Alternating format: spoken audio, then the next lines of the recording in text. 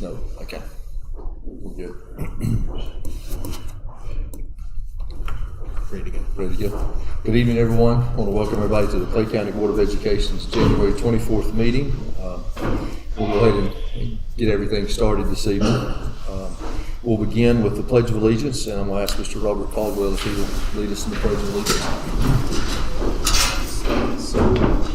I pledge allegiance to the flag of the United States of America and to the republic for which it stands, one nation, under God, indivisible, with liberty and justice for all.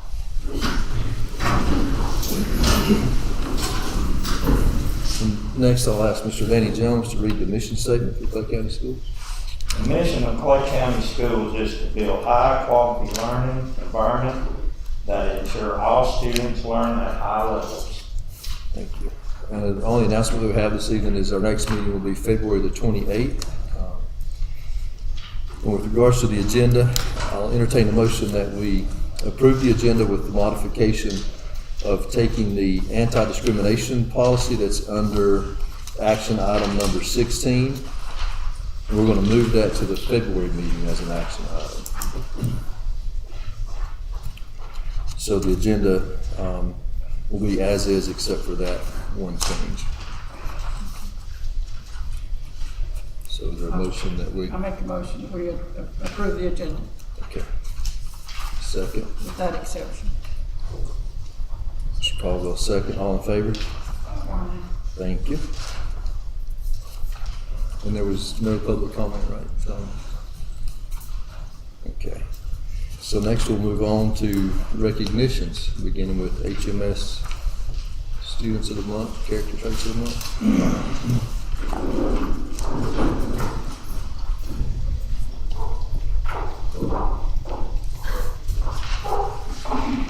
Good evening.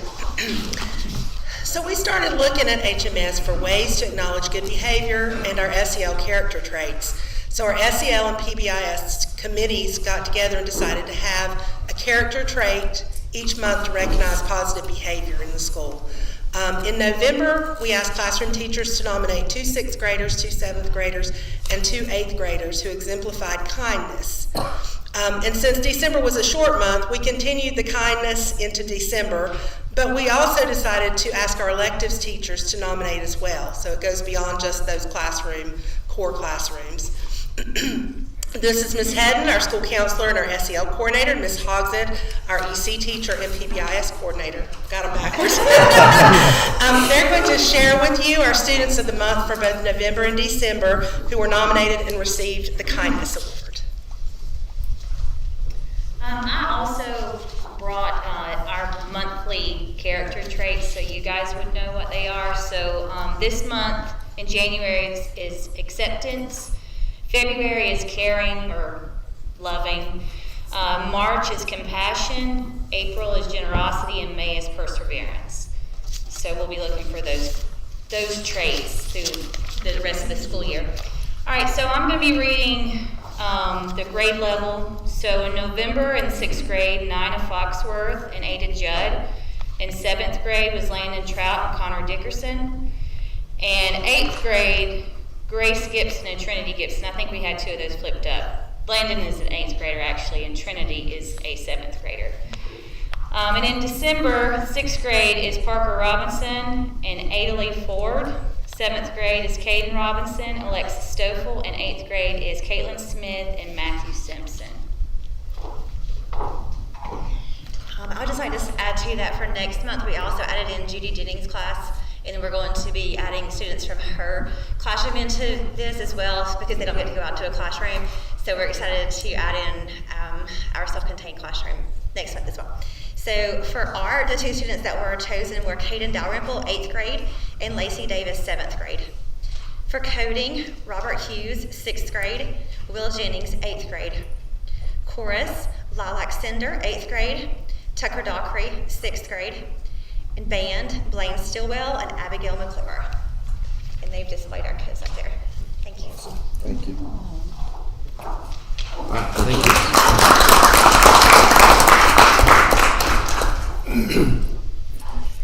members of the board, I just want to commend the middle school for looking for ways to recognize our students. The vast majority of our students do exactly what we ask them to do each and every day. As with anything else when it comes to student discipline, I think sometimes we get so wound up with the 5% that are squeaky wheels that we forget that the vast majority of our students do exactly what they're supposed to do every day, and that the middle school has come up with a way to recognize our students for that. Hopefully in the future, we'll be able to have larger groups of students come out to the board meetings to be recognized with their parents, but of course right now, just out of prudence, we decided not to do that with a larger group of students. Thank you. Next, we have the HHS All-Conference Volleyball Players, and Mr. Odin's going to present that on behalf of Coach Dills.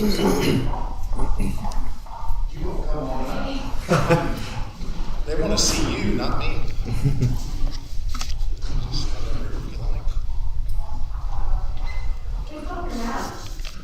Good evening, Mr. Cole, board members, and Clay County. Honored tonight to present two young ladies from our volleyball team. I will say that Coach Dills regrets that she couldn't make it tonight. She had an unavoidable conflict that came up today, but she did give me some notes to mention on these two young ladies. In the Smoky Mountain Conference, there are 12 all-conference players named each year, and those are at large, which means they could come different numbers from different teams. This year we have two players who were recognized with all-conference honors. First we have Emma's a junior. She received honorable mention for volleyball this season, had an outstanding season as a setter on our team, and she'll be returning next year for her senior year. And Coach Dill says that if Emma keeps working the way she has been, there's no reason she won't be a contender for all conference next year as well. So, Emma Shook.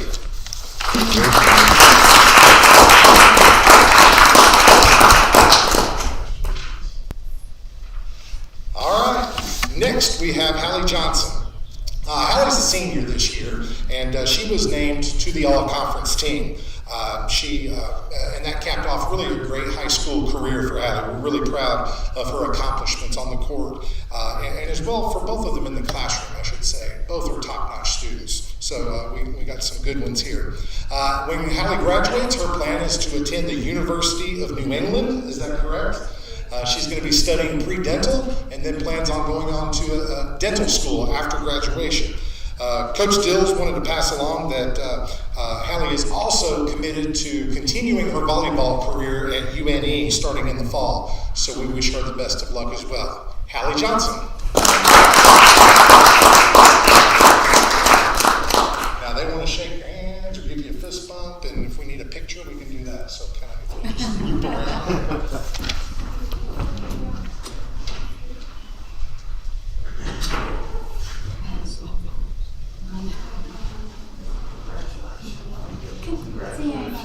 I feel weird this moment, your dad. Congratulations, we're so proud of you. I'm so proud of you. Congratulations. Thank you, ladies.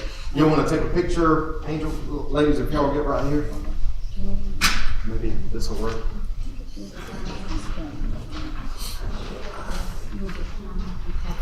Taking our hands strong. Okay, yeah. 1, 2, 3. Maybe one more. 1, 2, 3. Thanks, ladies. Thank you, ladies. Maybe at least stood behind you. That's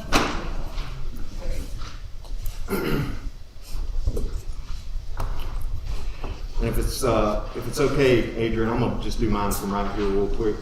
We'll take it a second. I wanted to make sure that the public was aware that this is National School Board Appreciation Week, and not just because I work for you guys, but also because I'm a superintendent.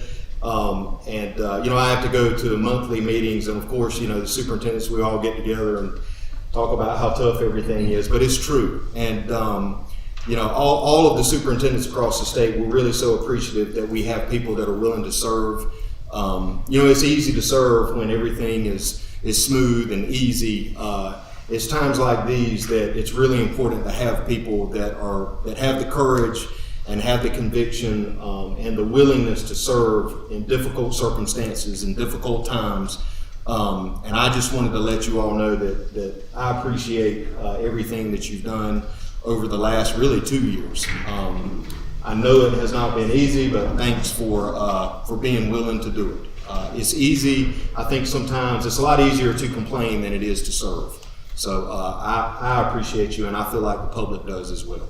So thank you. Thank you.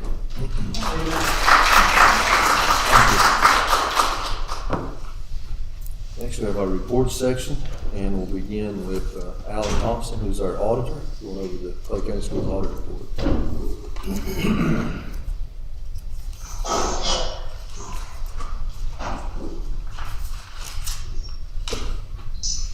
Is it okay to start? Yes, sir. Yes, sir. How are you? Doing well. Thanks a lot for letting me do this via Google tonight. Had some internal problems. It was very difficult to travel, so I'm very grateful. First thing I want to say is thank you for allowing my firm to do the audit. Second is the main thing you hire us to do is get an opinion on financial statements as a whole.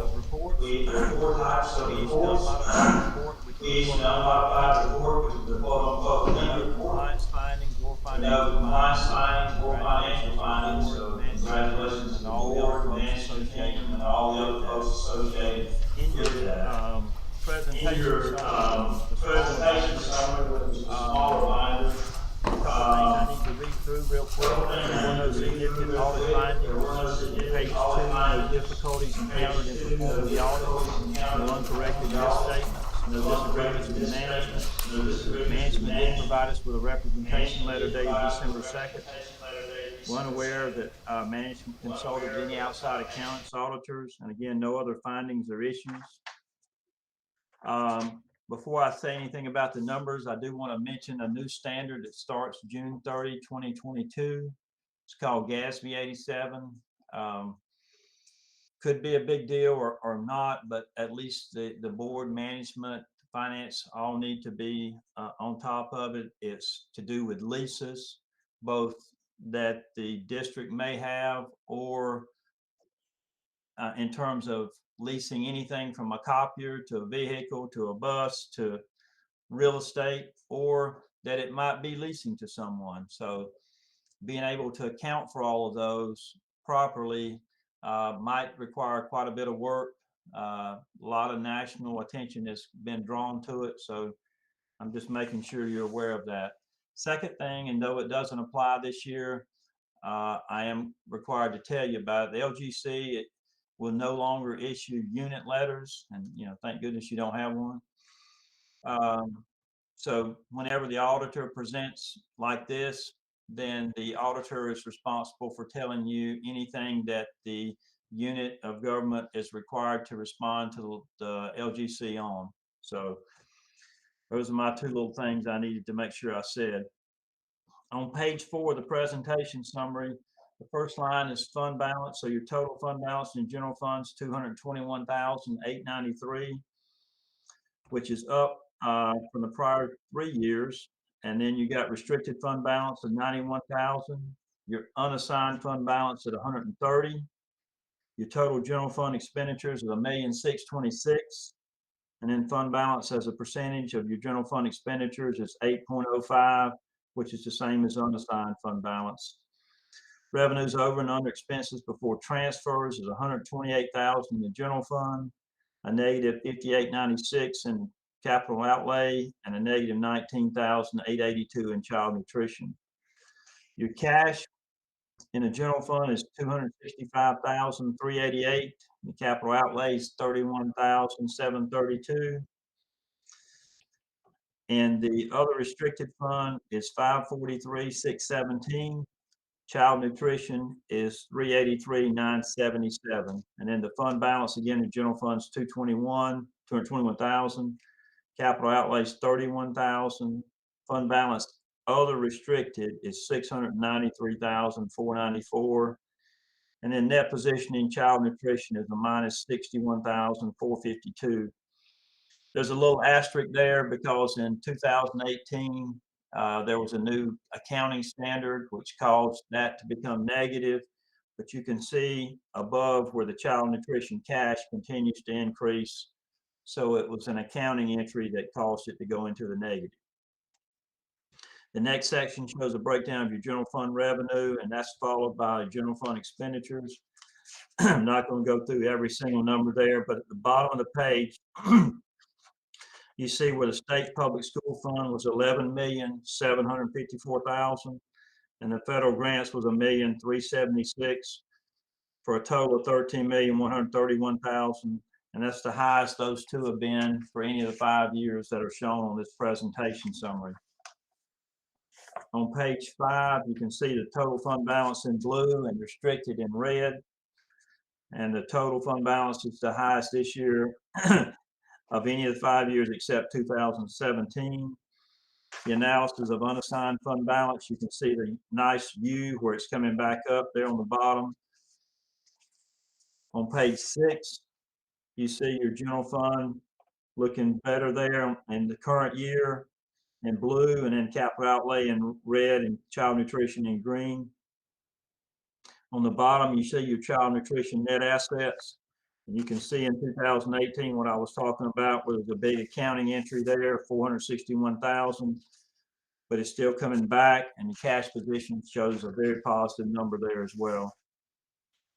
On page 7, you see the analysis of cash and fund balances in pie charts, and underneath that, you can see the total amounts. Total cash balances at $1,224,000 and fund balances at $885,000. On page 8, you see the county allocation on the left and the fines and forfeitures on the right. And on the bottom, you see the breakdown of your general fund expenditures, most of that going to system-wide support. And then on page 9, what I referred to earlier, that you can see where your state public school funds are up, along with the federal grant amounts as well. Let me remind you again, the main thing you hire us to do is issue an opinion. You received an unmodified report, which is a quote unquote good report, clean report, both on the compliance side and on the financial side. We're very grateful for all the cooperation we got from finance, management, department heads, all the folks that are dealing with any funds. Very, very kind to us. And we congratulate you as a board and management on a good report. And with that, I'm happy to answer any questions you may have of me.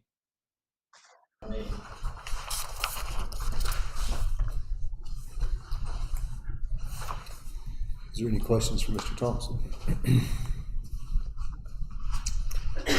Members of the board, I just wanted to congratulate our Director of Finance, Shelley Hollingsworth, Ms. Julie Rogers, who does our benefits, along with helping Shelley, Angel Owens with federal programs. There's been a ton of work in federal programs. You'll see in the information in the report, Mr. Thompson mentioned that we have been granted more money from the federal government in the last year than we ever have. But there's a time limit on that money, and a whole lot of documentation that goes along with it. And Angel does a lot of work on that side of it.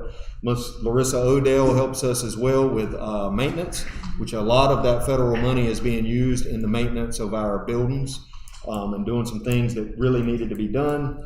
And then I also want to thank Kathy Moore, Loretta Hughes, and Beth Emmert, our school-level bookkeepers, because they're a big part of having a clean audit as well. So those folks work extremely hard in managing a lot of taxpayer dollars. And based on the report from Mr. Thompson, they do a great job at it, seeing as how we didn't have any exemptions or any issues at all. So I just want to thank them for their work. They don't get appreciated, I don't think, enough for the work they do. Thank you for that, Mr. Cole. Thank you, Mr. Thompson. We appreciate you guys taking care of that for us. Thank you very much. Thank you very much. The next report is the Clay County Schools Finance Regulations for Current Policies. Yeah, just very quick, members of the board. This is just in your Google Drive I shared with you last week. Just some new. I'm required as superintendent to develop regulations for carrying out the policies that the board approves. So I worked with Shelley as well as the School Boards Association on some up-to-date, more modern finance regulations to manage our finance policies. So those are available for you to review. You don't have to approve those, as they're just procedures that align to the policies, but I thought I would share them with you, and that this would be a good time for you guys to take a look at those, and just if you had any questions to let me know. Next report is Mr. Overland with the Hayesville High School end of course state exam results. All right, good evening again, everybody. Want to give you an update on our testing, just a couple of vocabulary terms. Again, we throw these around a lot here, but EOGs is end of grade, and that's up through 8th grade. At the high school, we do EOC exams, which are end of course. So we took exams. We actually gave 157 exams in December that were, state accountable exams. In that time, we had no irregularities, no misadministrations, no testing violations. So we had a clean and smooth testing season. And it actually started in December, but if you recall, we had quite a few students in quarantine just at the end of the semester. So we had to finish up exams January 3rd, 4th, and 5th. But everybody's been tested now. Mr. Overland, who is your testing coordinator at the school? It is Anissa Roberts, and Anissa is our school testing coordinator. So she, good to recognize her as well, because a lot of planning and a lot of training and a lot of monitoring goes into state testing. And also Ms. Stewart, Becky Stewart, is our district testing coordinator, so she's a huge resource for us. So we don't get to wait until May in high school to do our exams. We tested about half of them already. So we'll start with English 2, if you would, Adrian. So in English 2, let me explain these levels just real briefly also. Level 3, 4, and 5 are all considered proficient. Level 3, I would say a good description of that is sufficient understanding, but may need some support at the next level in their coursework. Level 4, proficient understanding, on track to be college ready by the time they graduate. And then level 5, a thorough understanding, and those students are pretty much already college ready in that area. Okay, so you know what you're looking at here. So in English 2, we tested 50 students. 27 of those 50 were proficient. This was Mrs. Carla Beck was the teacher of all 50 of those students back in the fall. And you can see we had 1 at level 5, 9 at level 4, 17 at level 3, and then 23 weren't proficient. So, overall we had a 54% proficiency rate. Ms. Beck also has 46 students that are in the class now, so they'll be testing in May. Okay, so we're only about halfway done with English 2 testing, and she also has an honors section this spring. So I think that bodes well when we go back to the last time we had a full year of testing results was in 2019. Right, I wasn't in this district yet at that time, and at that time our level was 55.4% proficient. So I think we're on good track to exceed that level this year. All right, so that's English 2. The next one is Math 1, and in Math 1 we had a lot fewer students test. You can see there were only 19 Math 1 students. One of the reasons for that is that a lot of your honors level or higher level students in mathematics are going to take Math 1 in 8th grade. So when they test in 8th grade, they're done with Math 1. So we don't get test scores for them then when they come into 9th grade. So that's why the fewer numbers there. We also have only about a third of our students in Math 1 tested in December. We still have 37 students that are going to be testing in May. Most of those students are going to be in a full year of math. They took foundations of Math 1 in the fall and then Math 1 in the spring. So I think them having a full year of math, especially after coming off of a remote year, and then, we all know what's happened in the last 2 school years. These kids haven't had a normal school year since 6th grade. So, that is something we're going to work on. We had a 30+ about a 37 proficiency rate for Math 1 in the fall. So we're looking to improve that this spring. All right. Math 3 was a nice story. This is Mrs. Brenda Pewitt. Oh, and I didn't mention her name, but in Math 1, the teacher in the fall that had those 19 students was Miss Gabrielle Martin. Okay, now Math 3. Math 3, we tested 48 students, and out of those 48, 32 were level 3 or higher. So that's outstanding. I mean, that's really, really strong. And you can see how that matches up to 3 years ago, the last time we had reported results, 42.6%. So that's a really good story. Ms. Pewitt has 32 students enrolled this spring. So again, we're a little bit over halfway on the Math 3 results. All right. And then finally, biology. This is Mr. Zach Moss, is our biology teacher in the high school. Mr. Moss had 40 students enrolled in the fall semester, and of those, 27 of them were proficient, level 3, 4, or 5. So again, that's just outstanding. He's right there, those results, 67.5% proficient, are right where we were in 2019, and he still has 49 students to teach biology to this spring semester. When you look at 2019, by the way, that 69.9 or that 70%, that was best in the West. So when we look at all the different high schools, basically in our Smoky Mountain Far Western Conference, those results were the highest in 2019. So we're right on pace to do that again. Any questions for me? I know that's a lot in a short period of time, but like any time we get results, final cumulative results, there's some things we're happy with and some things that we know we need to work on. So that's the same case this time around. And I just wanted to say that our data has shown us all along that COVID and online instruction has, in general, across the board, had a larger impact on math learning than in any other subject. And so I want to especially commend the work Ms. Pewitt was able to accomplish in Math 3, despite 10 or 15% of the students being quarantined at a time, and kids coming and going and having to manage online learning and all that, and as well as Mr. Moss in biology, being that close to what was best in the West in 2019 is just that's remarkable under the circumstances. So yeah. All right, thank you. Thank you, Mr. Rover. Next we have the I-Ready to the North Carolina EOG exam correlation report. Yeah, members of the board, this is going to be just really quick. The next report will be the middle school reporting on their middle of year I-Ready data in reading and math. They did a beginning of year diagnostic back in September.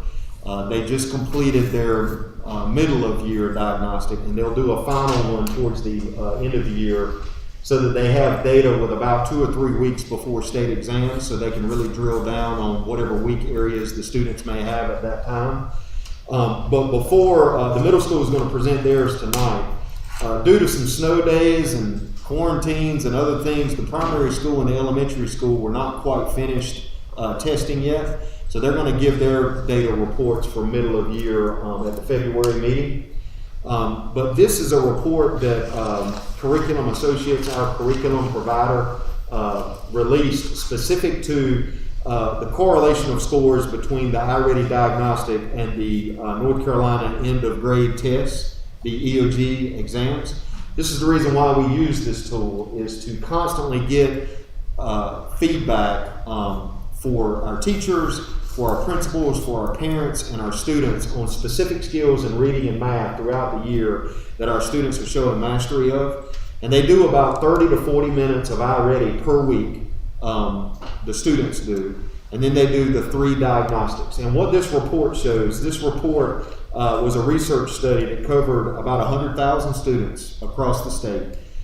It was a mix of different size school districts, from city to rural to suburb school districts. And if you read through this report, you'll see on page 2 that there was a better than 70% correlation of results between the iReady diagnostic and what students eventually scored on their North Carolina EOG exam. And in education research, a 70% correlation is considered a high level of correlation. So if you read, I just wanted to make sure that the board and the public were aware that when we share this data, we're using a tool that aligns to the exams that our students are eventually going to have to take. So when this tool says that our students score proficient or where they should be at this time, it is highly correlated to what they're eventually going to have to do on the EOG. So you can read through that at your leisure, but I wanted to share that. Thank you. Thank you.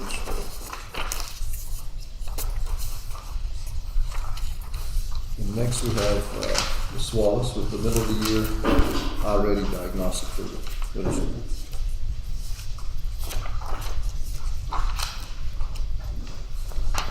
Good evening again. Hi. So we'll just start with our middle school iReady reading data first. And so this is just some graphs to help you see our triangle. The green is on grade level right now. The yellow is approaching grade level. So they're at the beginning of the year, this would be them right on grade level starting the year. Now we've got to move those yellow ones to the green, and then the red are still below grade level at least 1 to 2 years. And then if you see on the side, this is just showing in graph form the various strands, and if you look down at the bottom, we're talking about vocabulary, literacy, and informational text. I just wanted to show you the graph, but when we go to the next slide, you'll see what the numbers look like a little better. So on the left, at the beginning of the year, we were at 36% above grade level. This, as of now, in our middle of the year, we have made some significant shifts. We are now at 43% above grade level. And that yellow, which was at 21%, is still the same, but we see how below grade level has shifted as well. So we're moving them up, basically. We're moving our yellows to green, and we're moving our reds up to yellow. So we went from 43 to 35% in the red. If you look at the strands, you can see in vocabulary as well, we've made that shift. So at the beginning of the year, we're 38% on grade level now. In vocabulary, we're 46, and on track, 24 is now 21. So all of those folks are right where they need to be to finish on grade level by the end of this year, which, you add those two together, we're at close to 70%. The same thing for literature, 38% to 45. The yellows still mainly stayed the same, but what we're doing is we're shifting those reds up. And then in informational text, we had a shift as well. So go ahead. So then if you look at by grade level, the shift again is about the same, but you can see how the green has shifted and the red's getting smaller. So we're moving that way as well by grade level strands. Each grade level as well did the same type of thing, the shift up. Go ahead. And then I also wanted you to see how much so iReady does a typical growth and a stretch growth. So a typical growth, this would be like a year's worth of growth, basically, or if they're growing at a certain rate. A stretch growth goal is they've gone over and above what a typical student would normally do at that time. So typical growth, we had 84% reach a typical growth, but you can see in the 6th, 7th, and 8th grade bands, we had a lot of students hit some stretch growth marks too. So the students are going forward, we're pushing them at each grade level. Especially you notice in 6th grade, they really moved forward. So overall, our strengths, we had that shift, about 7% shift from the red to the green. Reading standards both shifted. We are still needing to grow those red students, those students that are in the red. We still need to continue to push this last part of the year. The ways we're addressing that need, we have been working through our intervention blocks to put small group reading interventions in place, working through our MTSS model to make sure we're progress monitoring those students more frequently so that when they make that growth, we can move them accordingly and continue to work with them. We have had our science and our social studies teachers as well incorporating explicit reading instruction to hit that informational text piece. And we're providing professional development on that small group reading instruction and what that looks like in middle school, because sometimes that looks a little different. Middle school teachers aren't as familiar with pulling a small group reading like they do in elementary, so really working with them on that. And then we've been working really hard on our vertical teaming as well. So in reading and in math, as you'll see, those reading teachers are really collaborating together to see what they need to do in their curriculum and how they can move their students from one grade level to the next. So.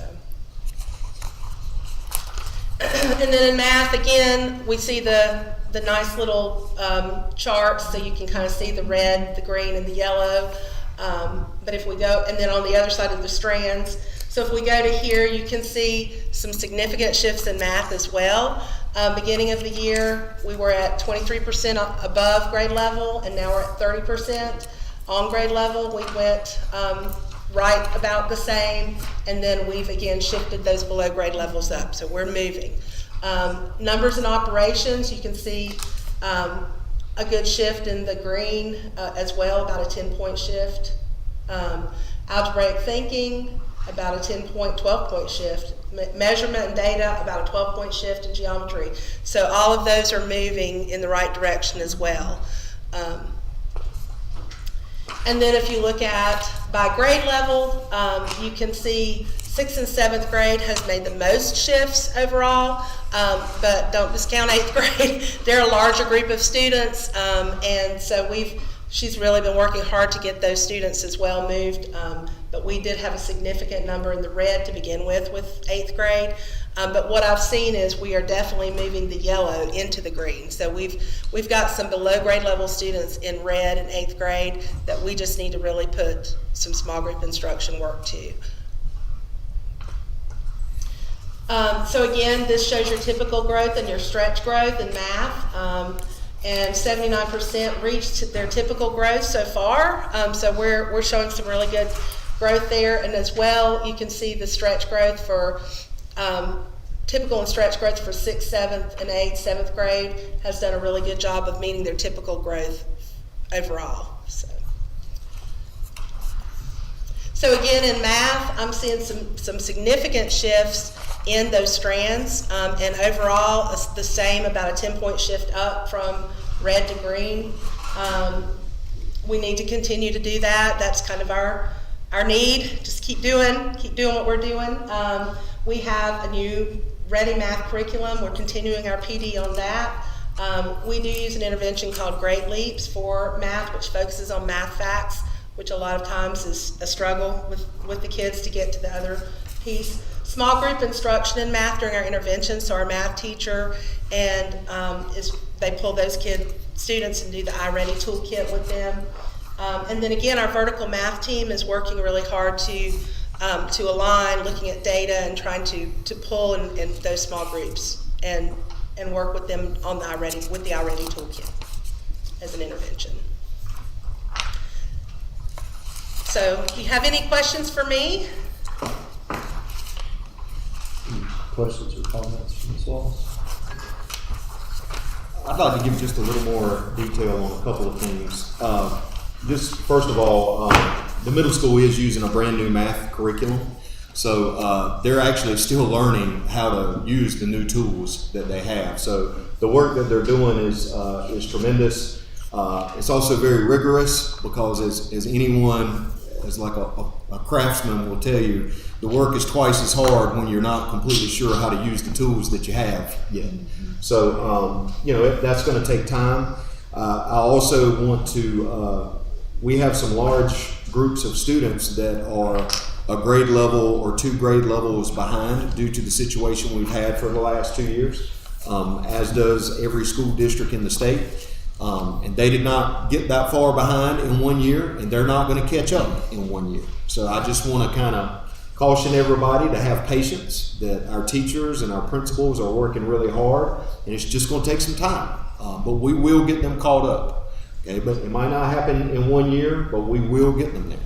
And because we just have people that really care about what they do and really care about our students. So I have the utmost faith. Specifically when we talk about small group instruction for reading and math, just so people understand, when a teacher teaches to the whole class, that's whole group instruction is what we call that. So everyone gets access to the standard course of study, no matter where they are, no matter what deficiencies they have. Everybody accesses the standard course of study. But our teachers, through their data tools and through their own formative assessment of students, know which students have weaknesses in certain areas. And so then we set aside a block of time for what we call intervention to help those students in those particular areas. Because a lot of times there's no rhyme or reason to it. And you can have an AIG kid in 7th grade math that for whatever reason, they just struggle with algebra. And they don't struggle with any other part of the math curriculum. And then you can have an exceptional child that really struggles maybe overall in reading, but their phonics are down pat. They've got that. What they're struggling with is comprehension. So there's no reason to try to intervene for the whole class on comprehension when they don't need it. But we have to set aside a block of time where we can split the class up into smaller groups so that the teacher can work with a small group of students on a particular skill in reading or math. So I just want to make sure that the public and everybody kind of understands what we're talking about, that we're trying to get better at the middle school. Exactly, and we have that time set aside in our schedule, and our teachers are working to look at those instructional groupings, and they are flexible. So when one student makes progress and meets that mark, they move them to another group or around. So we have those flexible groupings happening throughout middle school. And like Mr. Cole said, we're learning how to do that at the middle school. That's part of our MTSS model. But small group instruction really does work when you can pull those students in a smaller group and be explicit on what you're teaching them and what they need. So that's where we're going. Very good. Thank you, Ms. Wall. Thank you. Next comes the action section of the board agenda. First item there is election of board leadership. Policy states that we do that in January of each year. So I'll entertain motions for the chair position and vice chair position. I will make a motion to re-elect Dr. Schiff as chairman and Mr. Robert Colwell as vice chair. I'll second that motion. All in favor? Thank you. Next item is the recommendation to approve the contact tracing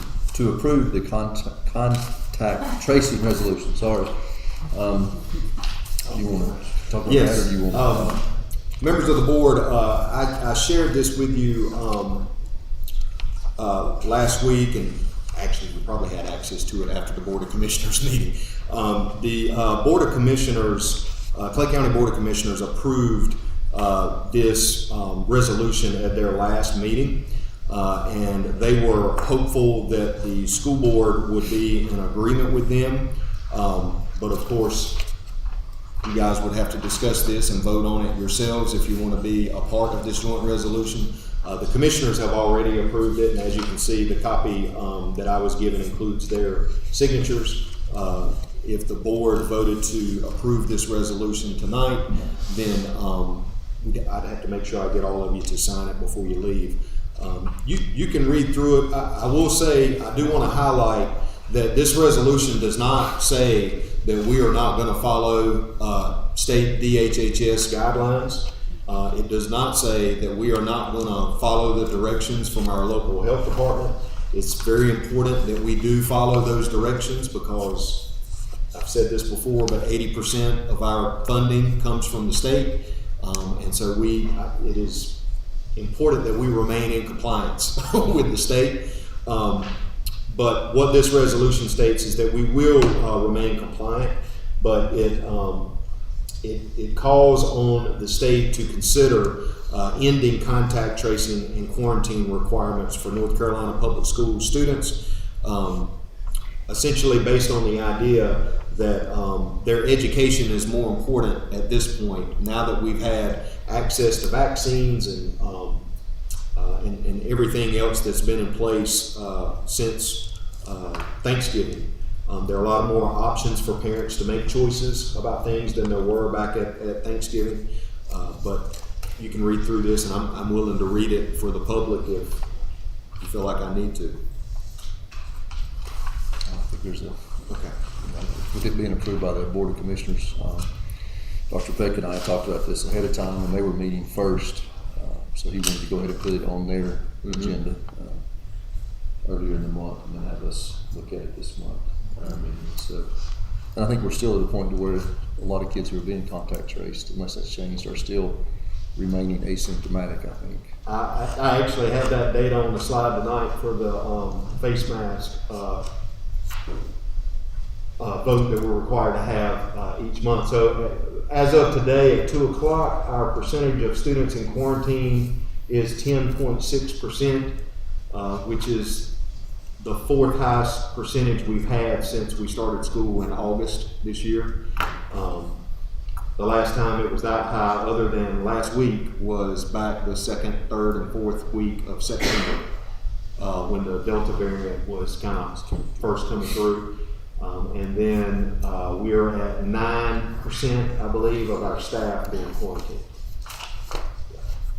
And a lot of those are contact tracing and close contacts as opposed to positives.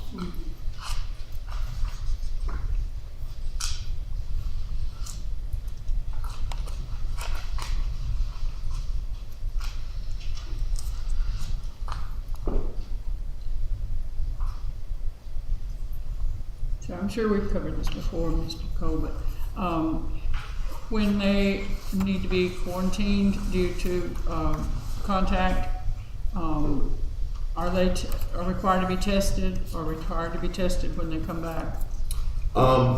As of now, they have removed the requirement of tests to stay because they ran out of tests, and there weren't enough tests to go around to be able to test to stay. So they have removed that requirement. It's really sort of the honor system for parents, in that after 5 days, as long as, even if they had symptoms, if they're feeling better, Right. and if their fever if they've been 24 hours without a fever, without any medication, then they can return and wear a mask for 5 days, which at this point everybody's wearing a mask, so it doesn't really matter as far as that goes, but they can return after 5 days at this point. It's really just kind of the honor system.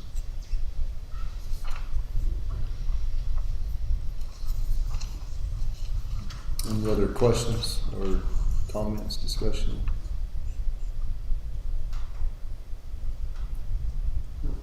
If not, I will entertain a motion to join in support with the commissioners to end contact tracing and quarantine requirements. Make a motion. Is there a second? I'll second it. All in favor? Thank you. The next item is the face covering requirements. We're just kind of stay on the same topic. Yes, sir. I like to put things in a certain order. So I've covered the numbers, and I appreciate the board being willing to meet in emergency session. A couple of weeks ago, we were perilously close to having to shut a couple of our schools down because of the number of staff that were being quarantined. We were getting to a point where we couldn't safely have school. So as I've explained before, regardless of what anybody thinks about the efficacy of masks, I'm not gonna argue with anybody over that. I'm not a scientist or a disease specialist or any of that. But what I can tell you that they do is they reduce the number of quarantines that we have. And that is what my concern is, because kids need to be in school with us so that we can feed them and educate them to the best of our ability. So that wearing masks, particularly during jumps like this in infections, it helps us reduce quarantines. It helps us keep our staff on campus so that we can have school. And certainly when the numbers turn around and go down, I'm fine with doing without them. If you look at our numbers, they have actually gone down a little in the last week. I gave you some numbers last week. Normally we do our numbers every Monday at 2 o'clock to try to keep consistency. Last week, because of the snow and the ice, we ended up running it based on Tuesday numbers, and they were still climbing at that point. So they kind of reached a peak. I think the percent of quarantine students is 15% or so. That has dropped down in a little less than a week to 10.6%. So I think we've kind of reached our peak and things are going back in the right direction. However, I don't think the numbers are low enough. I don't feel like the numbers are low enough yet to remove the mask requirement. I would recommend to the board that we keep it for this month and watch the numbers again. And if they drop dramatically, certainly the board can elect to meet in a special session before February 28th if you wanted to do that. But just based on the fact that we're still over 10% of our students quarantined and very close to 10%, if I can see that from here, of our staff, I just don't think we're quite there yet. I think we're turning the corner, but I don't think we're quite there yet. But that's my recommendation. So you've heard Mr. Cole's recommendation to continue mask until February the 28th at least, and we'll have to revisit it again. Mr. Chairman, can I Sure. ask a question, please, before we vote? I want to just be sure that I'm clear on what you were saying, that if the numbers do go down, we could potentially meet or have a special meeting or poll the board and find out whether or not we could remove the mask after 2 weeks or so. Well, you're required to have one vote per month Okay. on mask requirements. Normally that would be at the regular meeting, but you don't have to wait until the regular meeting. Like if our numbers just dramatically improved in the next couple of weeks, and as a result the board wanted to call a special session, all you would have to do is let me know, and I have to give the public 48 hours advance notice on our Facebook page and our web page that we're going to meet, and that meeting can be for the express purpose of discussing the mask requirement and voting on it. And actually, if you vote on it then, you don't have to vote on it February 28th unless you wanted to, because you're only required to do it once a month. So yes, that's up to the board. And we may be very much improved in 2 weeks. I don't know, but it's certainly, we've got 1 week of data that looks a little better than it did last week. And that's the first time that's happened in a few weeks. So. And hopefully with the 5-day quarantine and the mask together. Yes, the 5-day quarantine helps a lot. Yeah. And then of course, just having the masks, keeping our schools up and running, that's the biggest thing, but Yes. that was a little worrisome a couple of weeks ago. And again, because I see the Facebook comments and the Facebook warriors and everybody that talks about the science of masks, and they're just a lot smarter than I am. I don't know. I just know that when everybody wears a mask, our quarantine numbers go way down, and we can keep kids in school and staff in the classrooms, and that's enough to focus on right there for me anyway. And I think it's important to note that comes from the State Department of Health and Human Services. Those quarantine guidelines, that's not, we don't decide who gets quarantined or not as a board. That comes from the State Department of Health. So. That's what I mean by this resolution that the board just approved. It says that we will still follow those state guidelines, because if we didn't, we would run the risk of losing our state funding. we don't want to do that. Right. Which was $11 million. Yes. Correct? Yeah. Yes. So, any other questions or comments about masks? So we've heard Mr. Cole's recommendation that we stay in masks at least until the February 28th meeting unless something drastic changes. So I'll entertain a motion.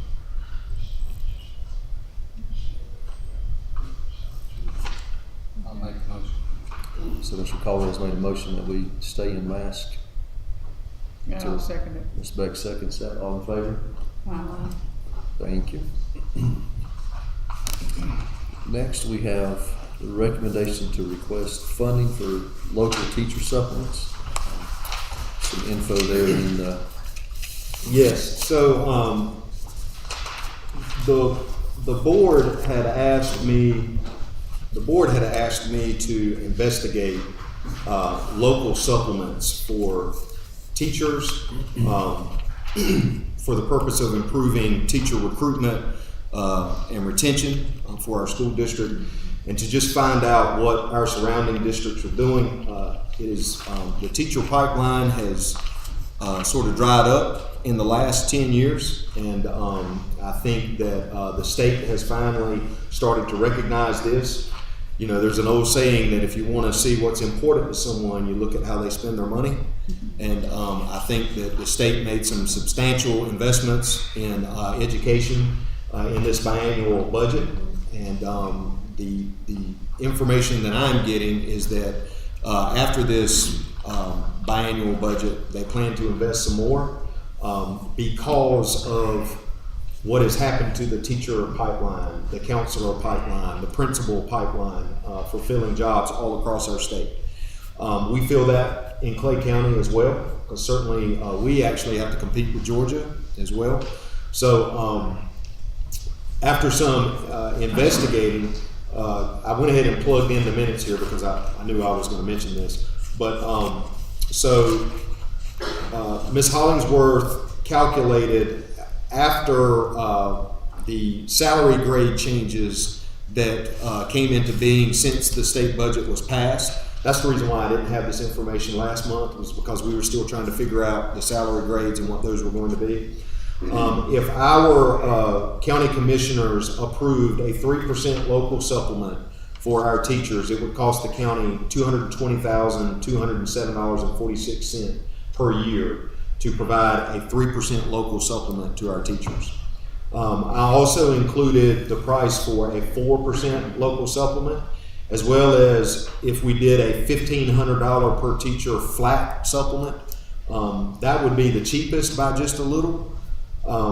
And then I also looked at Cherokee County, Macon County, and Graham County as far as what they provide for local teacher supplements. Cherokee County began this year providing a 3% local supplement, so that was the reason why I wanted to give you the number for what it would cost Clay County to do that for our teachers. 4% would allow us to beat their supplement, and a $1,500 flat. I was just kind of curious about that because it would be easier for us to manage finance department wise to just have a flat supplement. Macon County provides a 2% local supplement. Honestly, we compete more with Cherokee County than we do Macon County, I guess just because of driving across the mountain is a little harder. Graham County does not provide a local supplement. Just we don't. Clay County doesn't currently provide a local supplement, and neither does Graham County.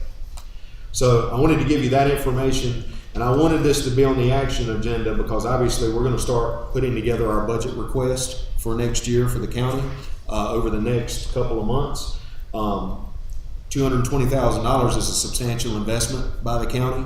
So before I included that in any kind of budget request, I just wanted to make sure the board was in support of that. And then, of course, it would be up to the commissioners on whether they approve that or not. So I guess the question for us is, do we want to include any of those options in there? Yes. Or do we present all of those to the, So or if we do we present all of those to the commissioners, or just one option? I'm recommending that we request that the commissioners consider providing either a 3% or a $1,500 per year flat annual supplement for our teachers because I want to be able to compete for the best employees with our competitors. I do not want to be a training ground for Cherokee County. Okay? I think the world of Jan Conley, Dr. Conley, the superintendent over in Cherokee County. She's helped me a lot in learning some things. But I want to beat her, not lose to her.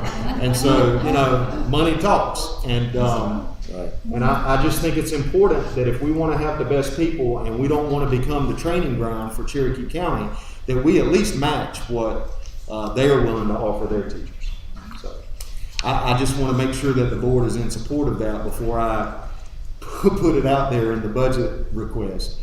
And we take all kinds of heat, maybe. I don't know, maybe we wouldn't, I don't know.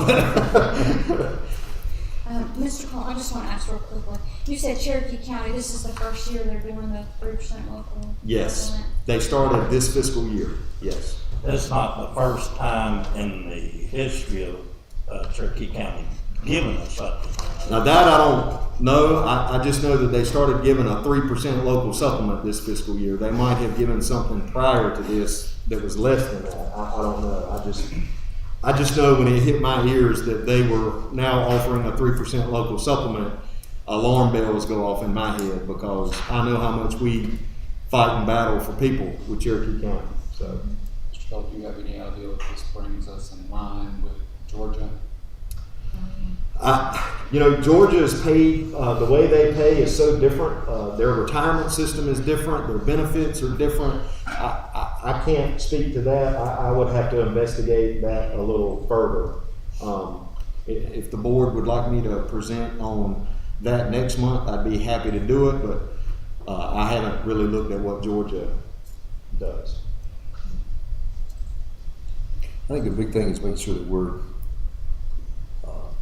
competitive with at least the surrounding North Carolina counties, that we have the ability to retain what we have. I feel like, just as we've seen with some of these numbers going up, Ms. Wallace was presenting things, we've got good people in place, things are trending in the right direction, so we need some way to reward them, to retain them, and as people retire or transition through changes in life, that we're able to attract Staying close to retirement, as part of this, as opposed to going to a different state. And we have, and I know some folks will say, well, what about all those federal dollars you got? And we have been providing bonuses to our staff. And as we go along and we kind of see how things go, it is our goal to provide more retention bonuses each year to our staff to encourage them to stay with us. But we have to have all that money spent within 3 years. And the other surrounding counties got those federal dollars too. So, they're giving bonuses to their staff as well. So that's not, they got the same amount of federal money that we did, specific to the number of staff that they have. This local salary supplement, that's different. That's something that they get every year above and beyond. And I want to make sure, if at all possible, that we can compete with that. Any other questions or comments? That's clear, I thought. If not, I'll entertain a motion that we seek support of a local supplement from the county commissioners in terms of either a 3% local supplement or a $1,500 flat supplement. I'll make the motion. Well, I'll second that motion if she's meaning a 3%. Right, that. So we can just ask for a straight 3%. You want to do just Thank you. 3%. 3%. Okay, so we have a motion then that we seek support of just a flat 3% local supplement. Well, that work? Yes. go ahead and make it. I'll make Okay, that Ms. motion. Crawford's I motion. second it. Danny seconds that. All in favor? Aye. Thank you. Next, we have approval of the consent agenda. In that consent agenda, there's policies for action. All of those are updates to existing policies. And then approval of the board minutes from December 13th regular session and the January 11th special session. And all of those policies, remind me, Mr. Cole went through the. None of those are new policies. No new policies, they were just handed down from state, it was just like a word or verbiage Right. here and there. it's just updates to existing policies that we already had that were legal references and that sort of Yeah, thing. yeah. Thank you. Any other questions or comments? That's it, I mean, it's just, So, if not, I'll entertain a motion that we approve the consent agenda. Mr. Caldwell, I'll second it. Ms. Beck, second. All in favor? Aye. Any other questions or comments from the board? If not, I'll entertain a motion that we go into closed session. Make a motion to go into closed session. Mr. Jones, second. Mr. Caldwell, all in favor? Thank you. Thank you, everyone.